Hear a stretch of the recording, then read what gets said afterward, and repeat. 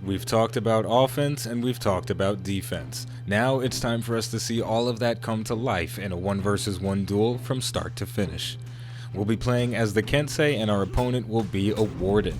We're both playing as Vanguard classes, which means we're going to rely heavily on making optimal use of the fundamentals of the game. Before we get started, for this duel we'll be paying close attention to feinting or heavy attack cancelling and its benefits in combat. Now let's get started. Round 1. The battle is about to begin. For Honor's combat is a lot like a game of speed chess. There's an immense amount of strategy and thought made with every single move, but at the same time, it happens lightning fast. So a heavy attack is going to come out from my opponent, but I'm just going to block that. I'm going to try and throw out a guard break, but I'm not going to be within range to do anything with it. I'm going to get punished. He could have knocked me off the edge there, but he opted out of doing that. So we're going to have a nice clean fight. I probably would have gone for the knockoff myself because maybe I just don't have that much honor, but who knows, you know, it's in the game that they put the ledge there for a reason, right? Why not try and throw somebody off? But already we're starting to see my opponent has a very solid defense. He's landing parries when he can. He's blocking as many attacks as he can. The only time I'm really getting any sort of damage off is when he makes a mistake, and that's not something I want to rely on completely. I want to try and get as many feints as possible. I want to use those feints to my advantage because that's where you can control the mistakes your opponents make, right? I don't want to rely on, okay, I'm just going to swing left and hope he doesn't block it. No, I want to feint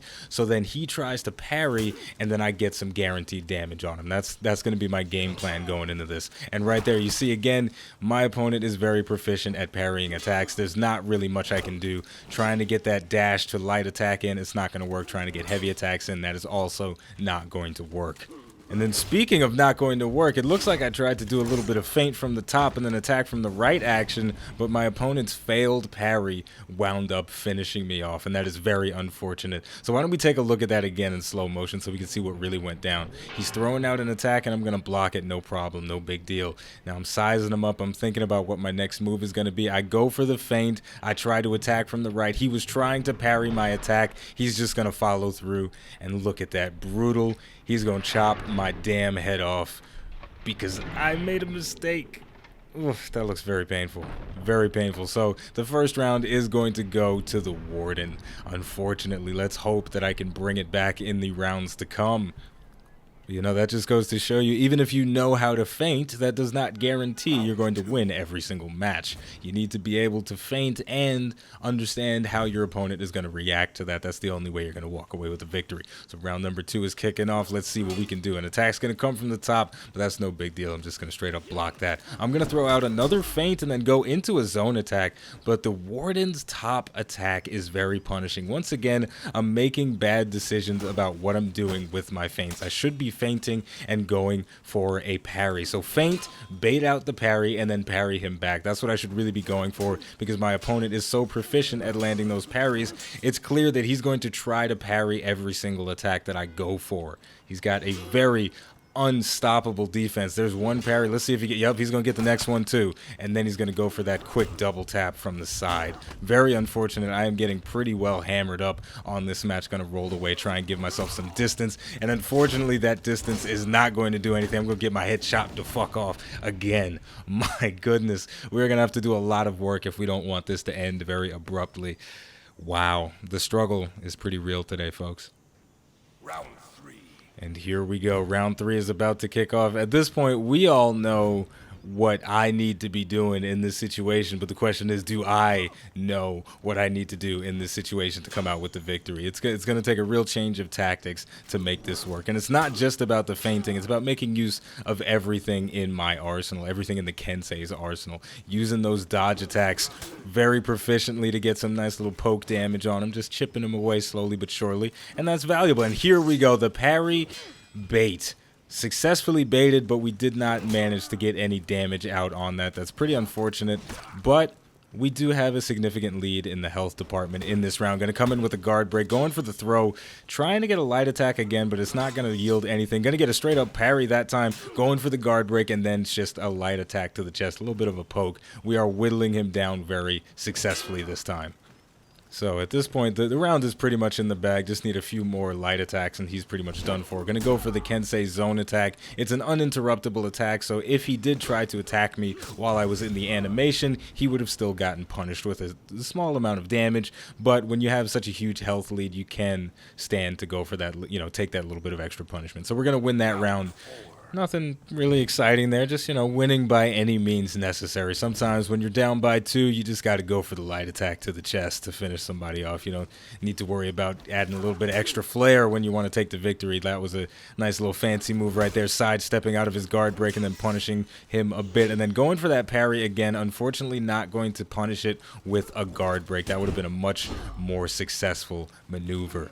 You know, there are a lot of different options in For Honor. Whenever you successfully defend against an attack, there are a lot of ways you can counterattack, and it's really just a choice. Do I go for the guard break? Do I try something more risky? I apparently like to go for the risky plays, but this time I'm going to go for the straight-up guard break, light attack, and then we're going to finish it off with that unblockable top attack. I don't believe we've seen that in this matchup at all, so that was definitely a surprise to my opponent. He might have tried to parry it. He might not have even realized that it was unblockable all of a sudden. That time I am going to feint it though, because I assumed he might be expecting it this time. You know, you don't want to be too predictable, especially when you're playing as a Vanguard class.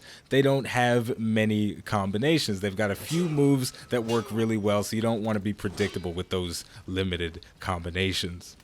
So we're going to go in for a dash, and it looks like I was trying to go for a guard break there, but my opponent was in the middle of attack, so that was going to beat out the guard break. And now I'm taking a severe amount of punishment, going to land a parry, guard break, and then get the heavy attack for the execution finish, returning the favor of the decapitation. What is that, going to shave off 5 or 6 pounds? Now you don't have to go on that diet anymore. But anyway, we have officially caught ourselves up. The score is 2-2. This is the final round. Whoever takes this one is going to be the victor.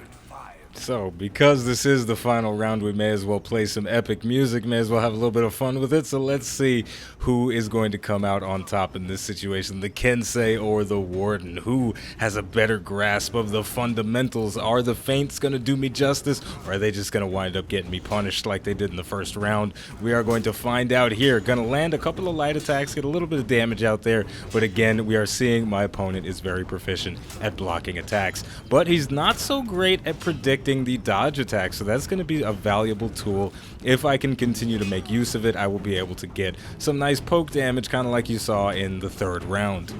And there we go again, landing another dodge attack, but I am being very aggressive with my follow-ups, maybe a little bit greedy, but there we go, getting another one, trying to be greedy once again, but it is not going to work. Yeah, we're definitely getting some big poke damage, but you don't want to do the same thing too much. It does get to a point where your opponent knows what's happening, but it doesn't look like he's catching on. When a Kensei dodges to the left, the attack comes from the right, and vice versa. It's definitely something that can be difficult to figure out in the heat of battle, you know, when you're really focusing on just getting that one last hit. You know, you can't really think straight, and that was an easy attack to block, but again, I'm in that panic mode. I'm worrying, I'm trying to throw out feints. It's not going to do anything, though. He's seen my tricks at this point, and I've seen his, so really, it's going to come down to who can land one more hit and finish it off, and it looks like my opponent is going to land that final hit and cut my damn head off for a third time, so that's going to be game over. But we are going to take a look at one more round of Kensei versus Warden, just to see a little bit more feinting coming into play, so you can really see the value of feinting and how you can really throw off your opponent and get some serious damage on them and punish them.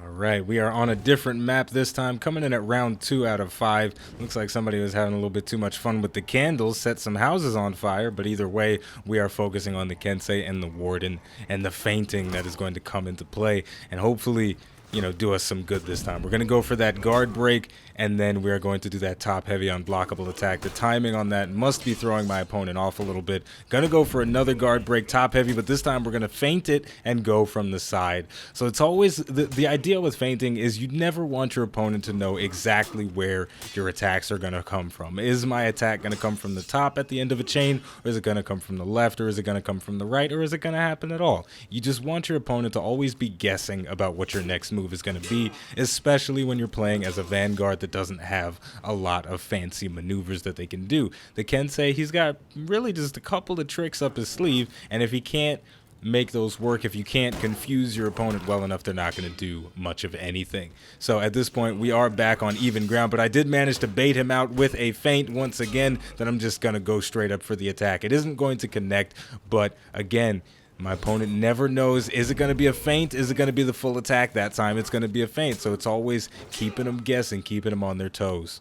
But the interesting thing though is even if you know how to feint, there's no guarantee again that you're going to be able to win the match on feints alone. It looks like we are going to get a parry, then a guard break throw into the wall, which is going to guarantee us the unblockable attack. So there we go. We've seen a decent amount of feinting, some of it successful, some of it not so successful. Got my damn head chopped off a couple of times, but either way, the value of feinting is that it keeps your opponent confused, and that confusion is one of the best weapons on the battlefield. If they don't know exactly where your attacks are coming from, then you have a significant advantage, and you can manipulate that. You can really start playing these mind games with the people you're dueling with, and even in Dominion and the other 4 versus 4 modes, you can keep people guessing, keep people on their toes, and then you will walk away with the victory more often than not. So, as always, the name of the game is For Honor. The name of the channel is iBluairJgR Gaming for Comedy. Thank you for watching, and I'll see you next time.